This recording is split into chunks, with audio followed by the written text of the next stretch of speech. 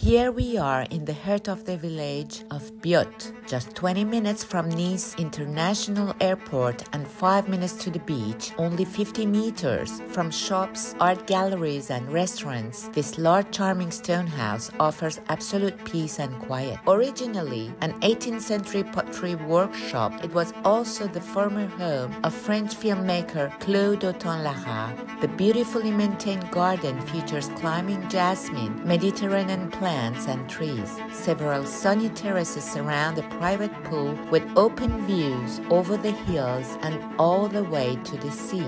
Inside, the house offers 5 bedrooms, several comfortable living rooms, a dedicated office, and a wine cellar. Large windows flood the space with natural light throughout the day. A double garage and 2 private parking spaces make daily life convenient. A home full of charm, comfort, and authenticity in one of the most picturesque villages on the French Riviera.